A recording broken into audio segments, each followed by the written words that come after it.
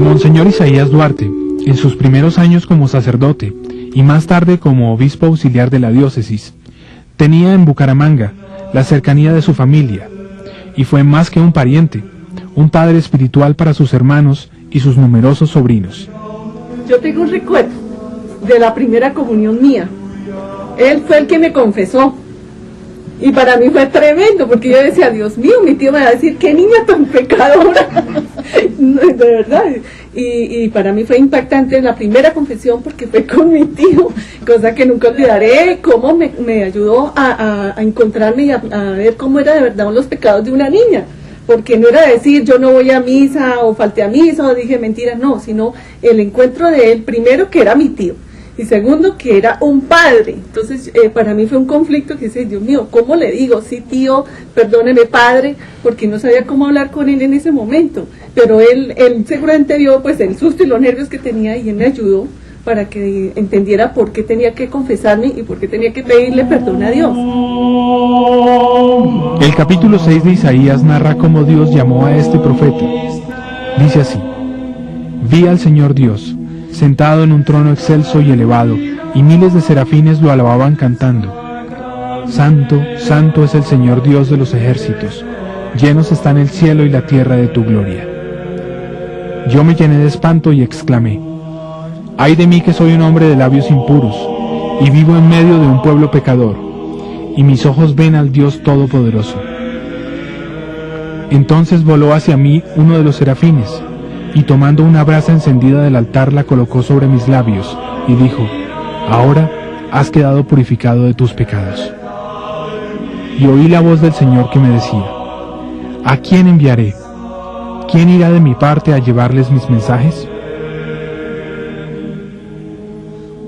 Por su parte, Monseñor Duarte adelanta su apostolado en la Arquidiócesis de Bucaramanga, y en 1988 fue nombrado primer obispo de Apartadó, en Urabá.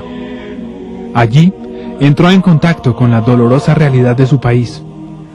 A pesar de la adversidad, la fe y su celo pastoral le fortalecieron para continuar con su apostolado. Qué hermoso es ver llegar por las colinas al que trae buenas noticias, al que trae noticias de paz.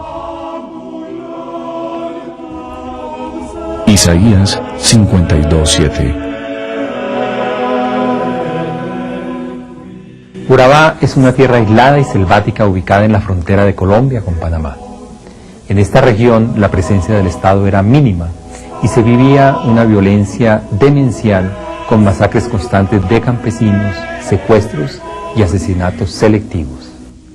Sufrió cuando lo enviaron de aquí para obispo de Apartadó, porque fue a ser el primer obispo en Apartadó, y en esa región de Urabá tan atormentada y martirizada por la violencia, en esa época tuvo que irse él, y él sufrió mucho al salir de aquí de su tierra y de sus parientes e irse para Apartadó.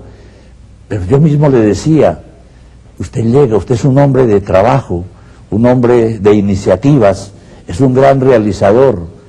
Vaya que cualquier ladrillo que usted ponga se va a hacer notar, porque es el primero que va a hacer. Y realmente hizo una obra muy grande allá en Apartadó, en el orden pastoral, especialmente en la pacificación de esa región y también en la educación de la juventud. Nosotros esperábamos que en algún momento él fuese nombrado obispo titular necesariamente. No esperábamos que fuese para Apartadó, de pronto esperábamos, y él mismo quizá, pienso yo, esperaba una diócesis no tan lejana, no tan conflictiva, pero sin embargo tan pronto él fue nombrado, él lo aceptó con gusto, él lo aceptó con un gran amor eclesial, misionero.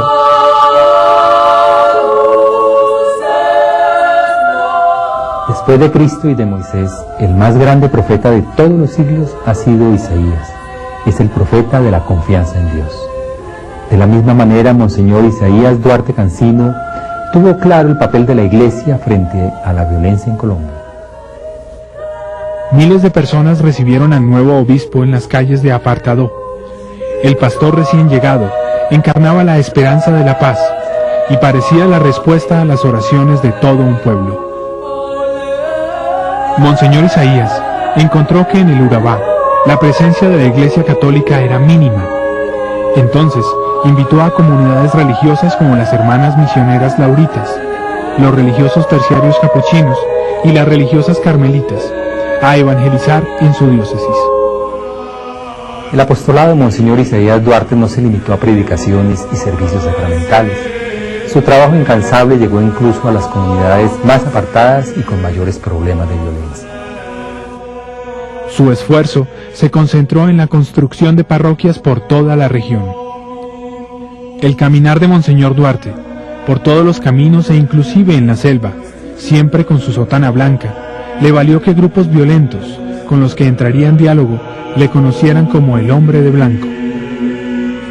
Resultan impactantes las descripciones del capítulo 53 de Isaías acerca del siervo de Yahvé, donde parece que el profeta estuviese viendo la pasión y muerte de Jesús y en donde se insiste en que estos sufrimientos del enviado de Dios serán para expiar nuestros pecados. Por su parte, Monseñor Isaías Duarte, en sus escritos, dirigidos casi siempre como cartas abiertas a los sacerdotes de su diócesis y a los seminaristas en formación, resaltaría el llamado a la santidad por parte de la Iglesia. Es verdaderamente dolorosa la situación de tantos países y pueblos en América a causa de la violencia. Esta solo ha traído sufrimiento, pobreza y muerte. Frente a esta realidad, es necesario que la Iglesia asuma un compromiso especial en favor de la construcción de la paz. Este trabajo por la paz es parte fundamental de su misión evangelizadora. El acercamiento real al pueblo fue de entrega total. Él se vio enfrentado en muchas ocasiones a las armas de las fuerzas militares de Colombia, a las fuerzas de los diferentes grupos guerrilleros y de las autodefensas. Siempre pudo andar por el centro, sin comprometerse con uno, señalando a todos los responsables y siendo muy vertical y claro en sus posiciones. Y su acción pastoral fue una acción pastoral muy comprometida. Todo lo que yo pude ver de él era un desprendimiento total de lo que él tenía, de lo que era la Iglesia puesta al servicio de los más necesitados de Urabá. Se enfrentó también directamente a los violentos. Nos cuentan personas que lo acompañaban en sus correrías por las veredas, que a veces grupos armados trataban de impedirle el paso y él muy valientemente se enfrentaba. Y él llegaba hasta los lugares donde él quería. No sé si insistir en que era un hombre muy valiente, muy lleno de Dios, de mucha fortaleza, o quizá a veces su gran valentía rayaba un poquito en la imprudencia, porque él no hacía caso de amenazas, ni hacía caso de prohibiciones. Su objetivo siempre era anunciar a Jesús, anunciar su evangelio de amor, de justicia, sin temerle nunca a los violentos, ni a todos aquellos que trataban de obstaculizar su evangelización. Llamó a los capitalistas, llamó a los obreros, llamó a los mismos guerrilleros para que se congregaran y pudieran como dialogar de una vez, sin tanto aparato, dijéramos, jurídico de ahora, pero en ese ambiente más bien de diálogo sincero y de amistad, logró mucho en ese mismo sentido para librar a muchas personas y muchas regiones de los abusos y de la violencia que estaba como ensañándose en esa región de Urabá. Los esfuerzos de paz de la diócesis dieron sus frutos. En 1991 se firman pactos de paz con el Ejército Popular de Liberación, que se convierte en el Partido Esperanza, Paz y Libertad, y con la corriente de Renovación Socialista. Las obras de su diócesis crecen. Aproximadamente 70 parroquias y 3 seminarios son fundados en la región, así como algunos colegios.